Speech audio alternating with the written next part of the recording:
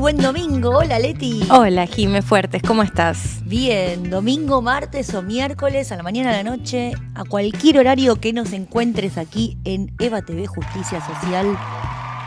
Está pasando. Sí, que nos sigan ahí.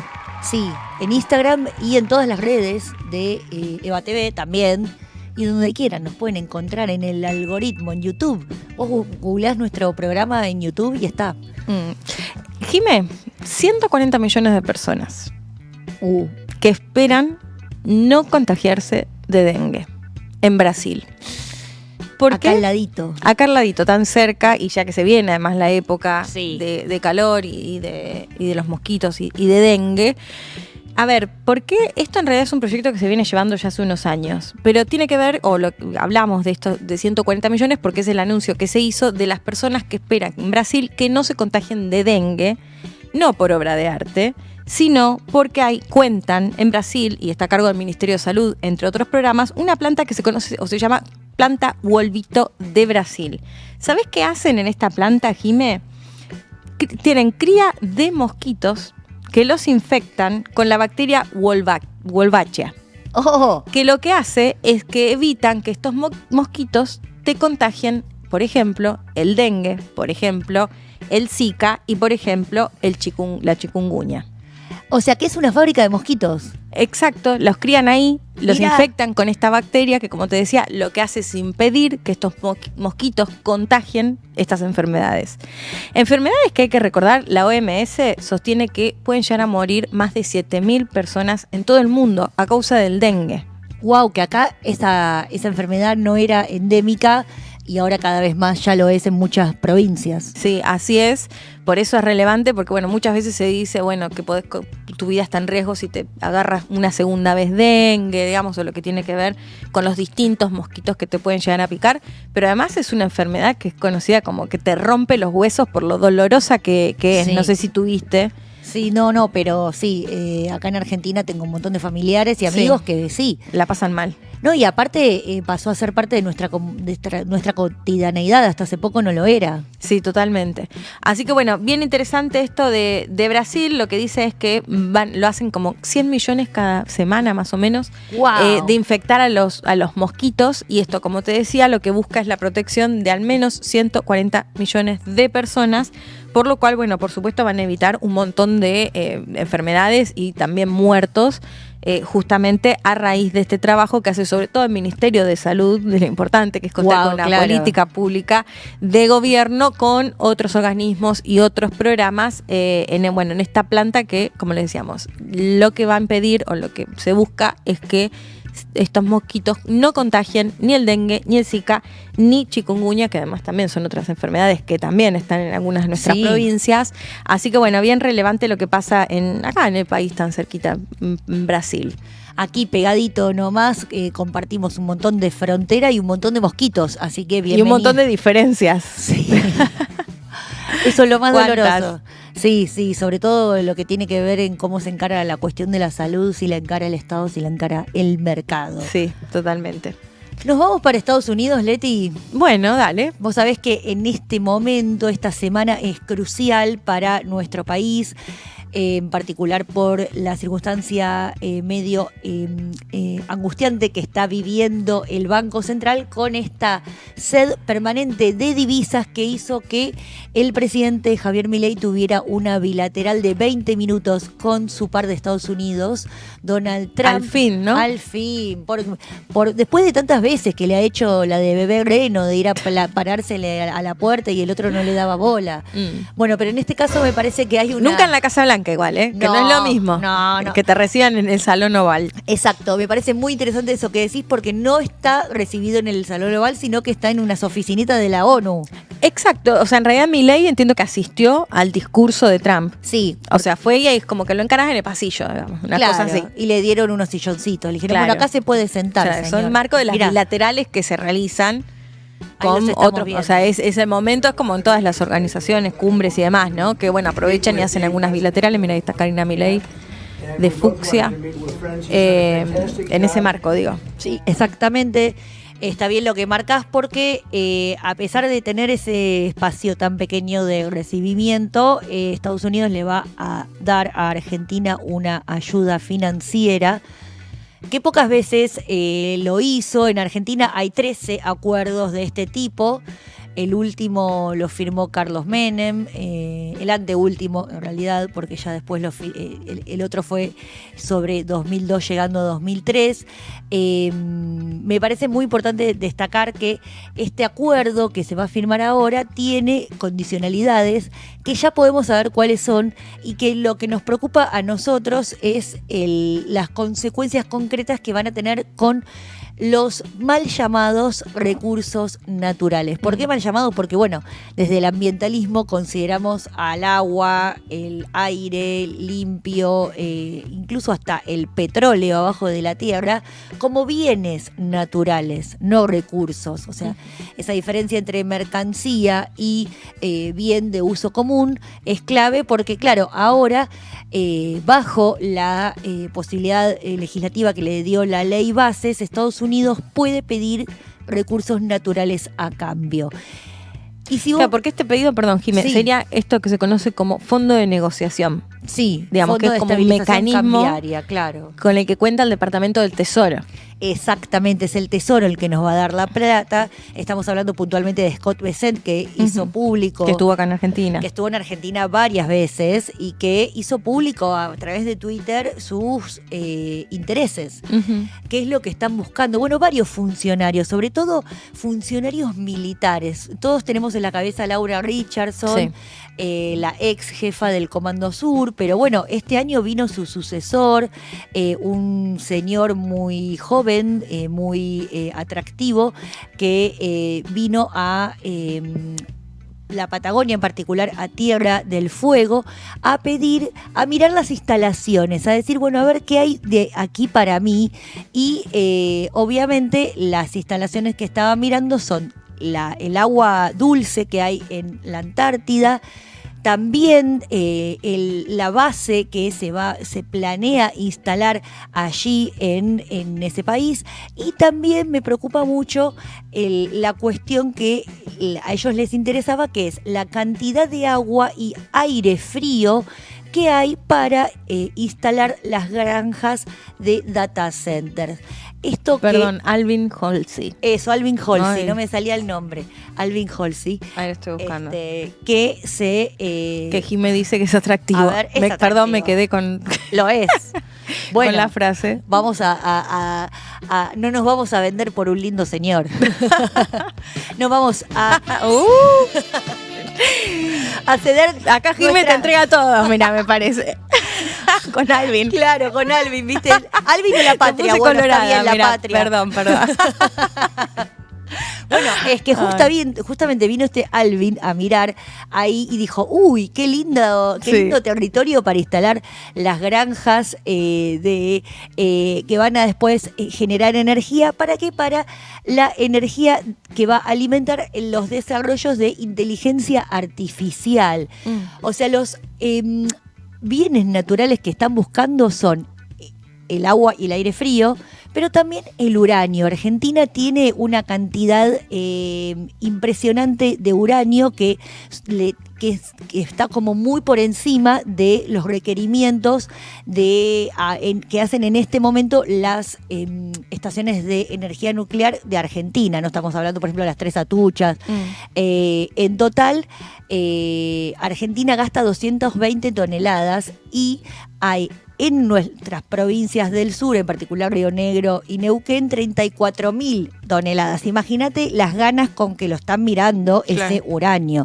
De hecho, esta semana también el gobernador Alberto Bereltinnec de Río Negro recibió allí en su provincia a Heidi Gómez Rapalo, que es la encargada de negocios de la Embajada de Estados Unidos, y visitaron el INVAP, que es esta planta del Estado argentino que está al servicio del desarrollo nuclear y que ahora además estás en esta semana con el anuncio de la privatización de Nucleoeléctrica Argentina.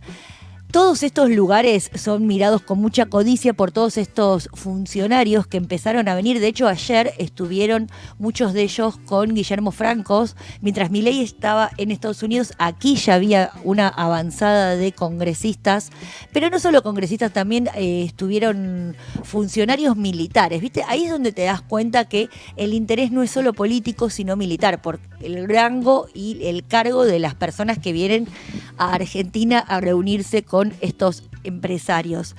Estamos a la espera de los detalles de la reunión Trump-Milei para saber qué es, primero el monto, ¿no? Que se hablaba de unos 30.000 millones, para mí es una barbaridad, pero que ya le vienen dando todo, así que ya no me sorprendería nada. Sí, además un Bessent que fue muy categórico, al menos en lo discursivo, de apoyo, ¿no? Al gobierno de Milei en un contexto de los más difíciles. Sí, Argentina, sobre todo después de lo que, después vos, Leti, seguro lo comentarás bien con Lula, pero digo, después de que Lula le cierra la puerta a Estados Unidos y al bolsonarismo, Argentina queda como la única esperanza de Estados Unidos de poder hacer eje en América Latina y tener un socio agarrado del cuello, que vamos a hacer nosotros a partir de este nuevo endeudamiento que va a tener como condicionalidad la entrega de estos bienes naturales que, en vez de haber sido aprovechados para industrializar y avanzar con el desarrollo de la energía nuclear, que me parece muy importante destacar una cosa: Estados Unidos se alimentaba de Rusia con el uranio, ahora ya eso no lo pudo hacer más. Así que ahora quedamos nosotros acá abajo diciendo, sí, vengan, tenemos uranio. Sí, y las tierras raras ahí también. Está el tema de Brasil, de Ucrania, de Rusia.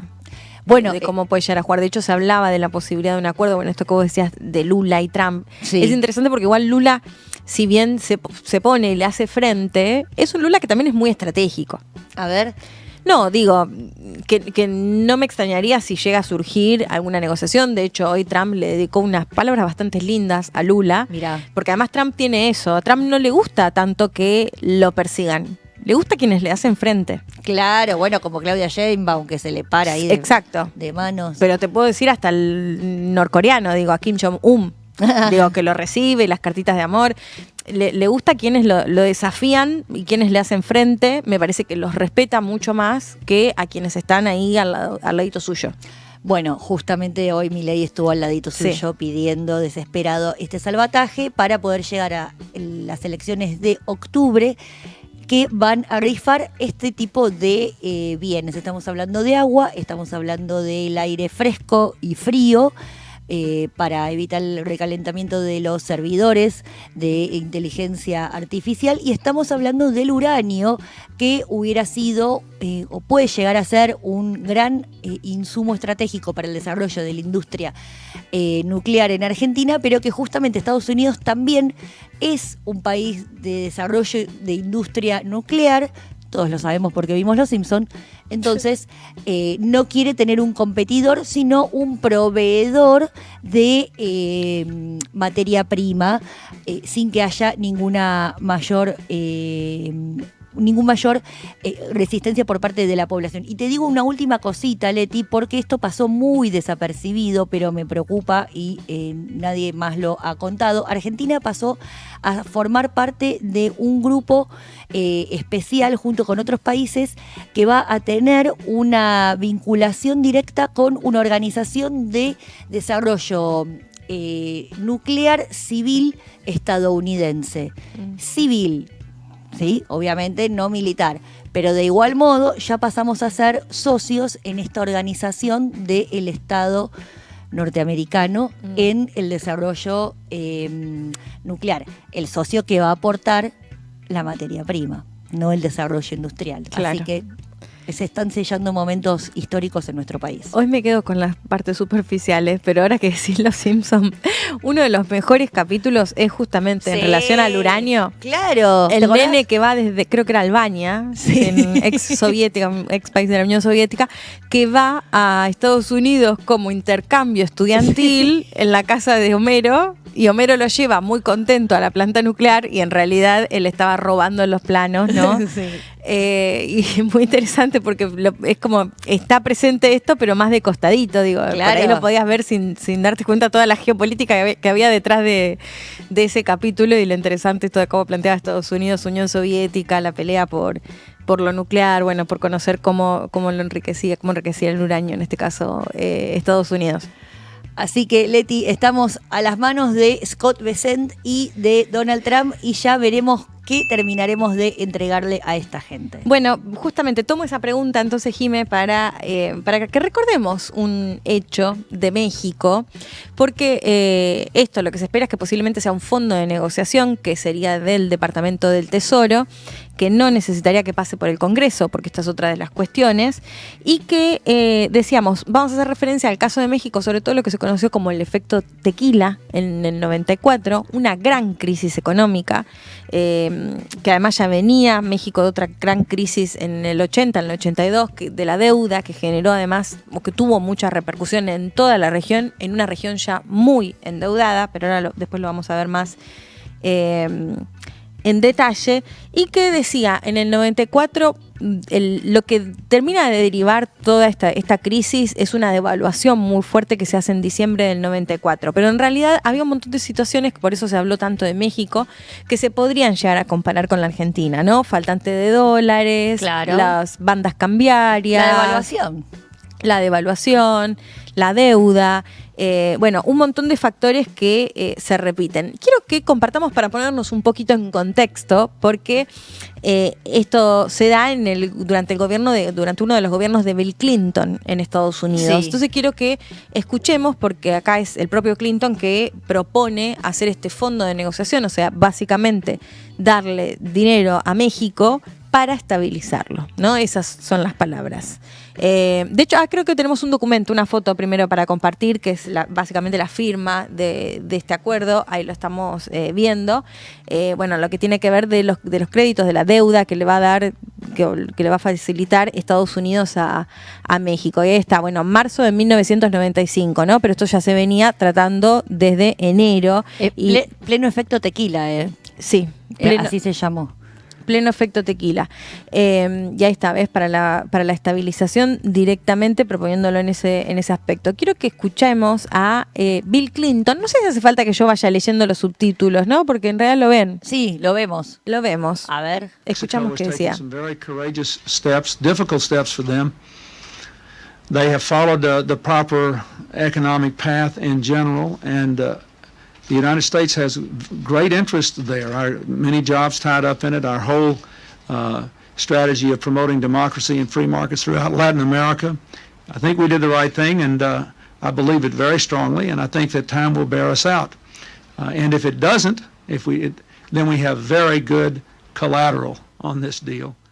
Bueno, básicamente es un Clinton que está justificando por qué quiere darle ese préstamo a México y diciendo, bueno, como que esto va a contribuir a la idea que tiene Estados Unidos de expandir la democracia y el neoliberalismo, podríamos decir, bueno, él habla del libre mercado, y con esto ayudaría a México para que esto suceda o se extienda en la región, ¿no? Claro, ese es, digamos, el argumento que él da. Por eso yo mencionaba la deuda, porque sabemos que igual si son países que están en crisis y demás, también llegan a tener repercusiones en los países desarrollados, ¿no?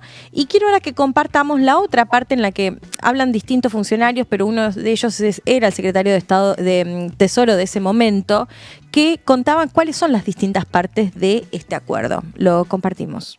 The agreements they will be signing are, first, a framework agreement. Secondly, a medium-term stabilization agreement having to do with medium-term swaps. Third, a securities guarantee agreement. And fourth, the oil proceeds facility. The disbursement of funds by the United States will follow our determination that Mexico is pursuing sound policies. The Mexican commitment to provide weekly and monthly information on their monetary and fiscal situation will provide financial markets with appropriate information and permit monitoring of Mexico's economic policies. Bueno, ahí a ver, explicaba, le van a dar la plata, que son más o menos 20.000 millones de dólares que le da el Tesoro. Después vamos a ver que además van a sumar también otra parte de otros organismos y uno de ellos es el Fondo Monetario Internacional. Claro. Decíamos, Clinton antes justificaba por qué hacían este préstamo y en este caso que escuchábamos también al secretario del Tesoro de ese momento, lo que decían a las distintas partes. Y una de ellas, que justamente viene a colación de la pregunta que vos hacías, Jime, de qué se entrega, Estados Unidos te presta, pero como Estados Unidos, como el FMI, como un montón de organismos, no te prestan y listo, te prestan y te piden condicionamientos. Bueno, ahí lo que decías, por un lado México se va a comprometer a que básicamente le tienen que garantizar todos los documentos, cómo va la economía, cómo va todo el sistema financiero mexicano, pero la otra parte que más nos hace ruido es lo que tiene que ver con Pemex, con la petrolera nacional. Y básicamente lo que dicen es que la garantía, digamos, de que México se va a comprometer a pagarles es ni más ni menos con el petróleo que exporta, o sea, con la plata que recibe por el petróleo que exporta. De hecho, se van a hacer cuentas en Estados Unidos justamente como medida. Pero ahora quiero que escuchemos a la invitada de hoy, que es Laura Carpineta, colega nuestra, especializada, politóloga, bueno, que sabe un montón, y ella nos daba, primero quiero que escuchemos una parte en la que daba todo el contexto de las similitudes justamente de la crisis que atravesaba México, algunas de las similitudes que tiene con la Argentina. La escuchamos a Laura. La crisis estalla en el 94. Salinas de Gortari era el presidente, se iba a presentar a la elección, también en un año electoral, también cambiarias. El peso mexicano ya estaba sobrevaluado, se estaban quedando sin dólares. Tiene una situación media parecida. Ante esta situación crítica, Gortari tiene que bajar su candidatura, se presenta Zedillo, hacen unas movidas, Estados Unidos les anuncia que los va a ayudar también, se moviliza también el FMI, qué sé yo, está todavía el recuerdo cercano de la crisis de la deuda del 82, cuando México medio se arrastra al resto de la región que estaba súper endeudada y entran todos en una crisis de deuda externa, que es los 80s, Alfonsín. Para evitar eso, medio como que salen a palabrarlos, gana Zedillo, y a las 3 semanas de asumir Zedillo mete una devaluación del 14%, abandona el tema bandas, anuncia privatizaciones, anuncia que se fija salario y precios máximos, hace toda una medida así muy de ajuste neoliberal, y Estados Unidos ahí empieza toda una movida en donde le pide al Congreso 40.000 millones de dólares para ayudar a México. El Congreso ya lo había perdido Clinton en ese momento, las elecciones del 94, la cosa sigue empeorando en México y entonces para finales de enero del 95 ya Estados Unidos toma esa decisión bastante osada, Clinton, de activar un fondo que se había creado después de la crisis de los 30 como un fondo de contracíclico, de estabilización de crisis interna, y propone sacar de ahí 20.000 millones de dólares para darle a México sin pasar por el Congreso.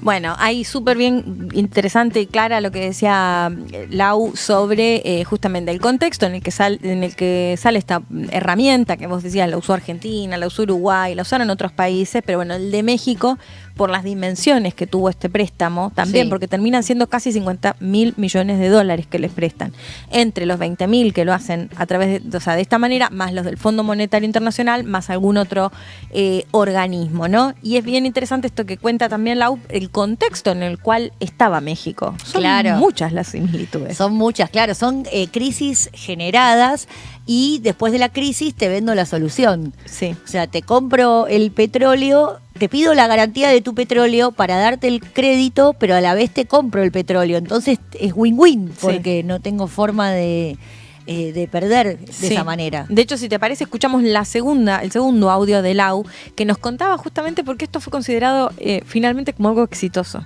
A ver. Vamos a ver. Eso termina de estabilizar la situación, obviamente, en México, pero los niveles de las condiciones que termina poniendo especialmente Estados Unidos para hacer un crédito bilateral de esa manera, sin restricciones del Congreso, son enormes.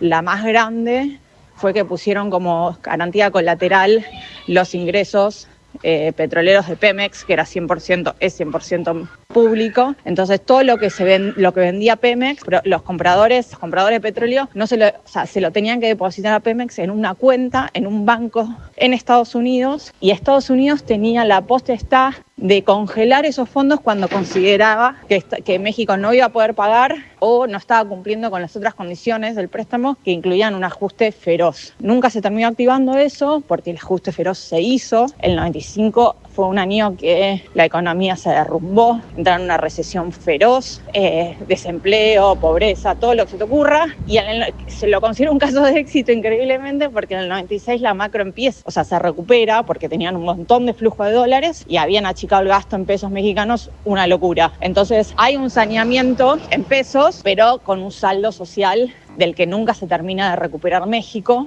pese a que en el 96, 97 y creo que 98 la economía crece. Muchos sostienen que es el caldo de cultivo para que después el avance de la criminalidad, etcétera, etcétera, la destrucción de un entramado social. Bueno, mil cosas tendríamos para decir de todo esto que está contando Lau. Además, sumo algo que no dije al comienzo. El 94, además del efecto tequila, fue un año del alzamiento zapatista. Sí. Fue un año en el cual asesinaron al candidato del oficialismo. Además, bueno, por supuesto, de la crisis económica y social, digamos, que había generado toda esta situación. Bueno, interesante, digo, porque además ahí Lau lleva otro debate, ¿no? Dice, esto es considerado de alguna forma exitoso. Básicamente es, te presto plata, pero yo te controlo la billetera, ¿no? Claro. Una cosa así, ¿no? Sí. Como lo contó Lau muy claro de cómo recibían Exitoso desde en las cuentas. Sí, porque no tuvieron que finalmente le pagaron al costo de un ajuste brutal, donde todos los indicadores empeoraron, y después, a partir del 96, lo que se empieza a ver es que la macroeconomía, hay crecimiento económico, ¿no? Que es el debate que siempre se da con países. A Chile lo pondría ahí en el medio, pero puede ser Chile, sobre todo me parece Perú y Paraguay, que vos mirás los números de la macroeconomía y están bien y se mantienen y demás, pero sí. ¿Qué pasa después a nivel de distribución? ¿Qué pasa a nivel sociedad? ¿Qué pasa a nivel de el Estado presente o ausente en cuestiones muy claves como la educación, como la salud, en Perú hasta el transporte? Digo, un montón de cuestiones ahí que no explican toda la macroeconomía, digamos, ¿no? Eso me parece que es en todo caso. Bueno, es que, claro, los números de pobreza y todos los indicadores sociales son parte de la macroeconomía. Lo que pasa es que no les interesa a los sectores dominantes. A nosotros sí. Exacto. Pobreza es un indicador social macroeconómico.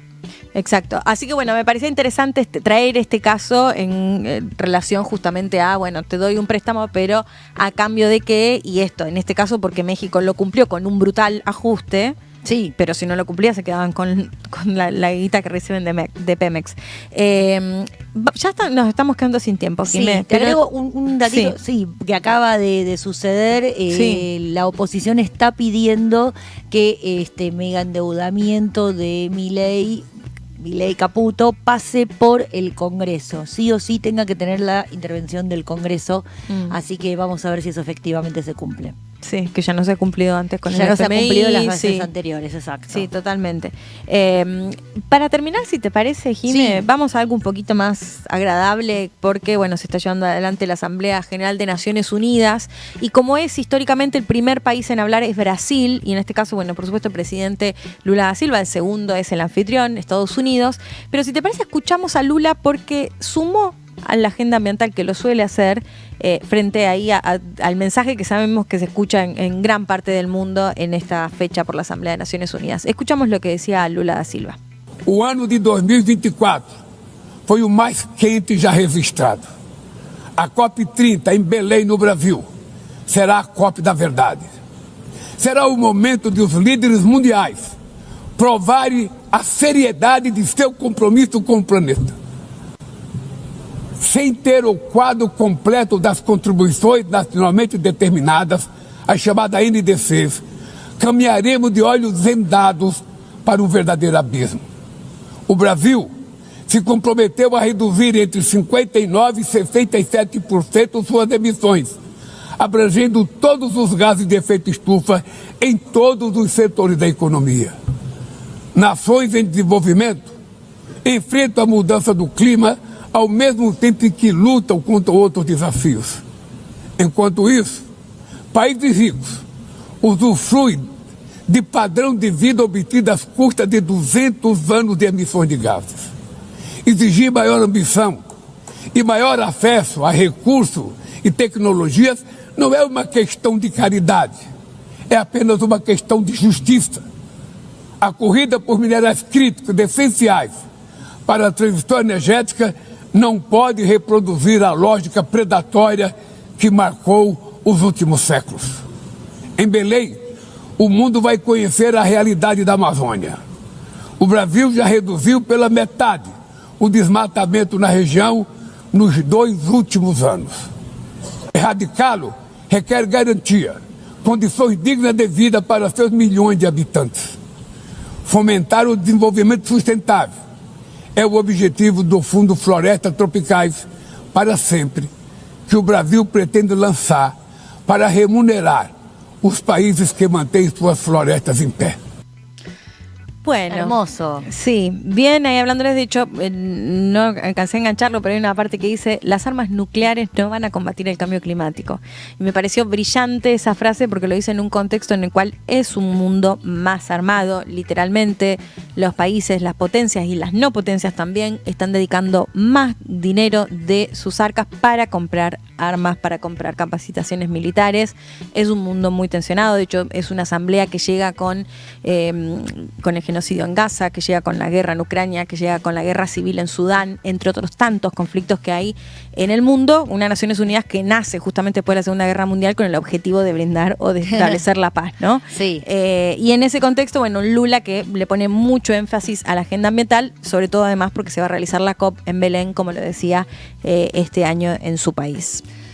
Ay, qué importante es que sea aquí en América Latina y qué importante que sea en Brasil, que Brasil es una potencia industrial mundial. Sí. No, y que tiene la Amazonía, que tiene tierras raras, que hablaba de los minerales críticos. Sí, y que tiene una perspectiva nacionalista de todo lo que tiene, de todos sus bienes. No tiene una perspectiva entreguista ni extractivista. Brasil desarrolla su propia industria. Sí, así es. Así que bueno, para despedirnos, traer un poquito de también lo que dejó parte de Naciones Unidas. Bien, por lo menos terminamos más arriba y no nos se va a dar esto que está tan comúnmente extendido entre la gente que le interesa el ambiente, que es la ansiedad ambiental. Sí. No queremos contribuir a eso, queremos contribuir a todo lo contrario. Está difícil, sí. Pero nos quedamos con la parte combativa, porque en definitiva está criticando, está diciendo basta. Exacto. No podemos repetir la lógica de los países desarrollados y los no desarrollados, que somos los que terminamos pagando al final siempre. Así que más lulistas que en nunca. En todos los sentidos, porque hablamos de la deuda, bueno. Exactamente. Y bueno, Leti, nosotros nos estaremos encontrando la semana que viene. Vamos a ver qué novedades surgen esta semana y seguramente vamos a seguir analizando todos estos temas que son parte de nuestra agenda. Dale, Jimé, nos encontramos el domingo que viene y nos siguen como siempre en estapasando.ambientalismo en las redes sociales, que venimos publicando un montón, y nos siguen por supuesto en @justiciasocial en EVA TV. Así es. Adiós. Besos.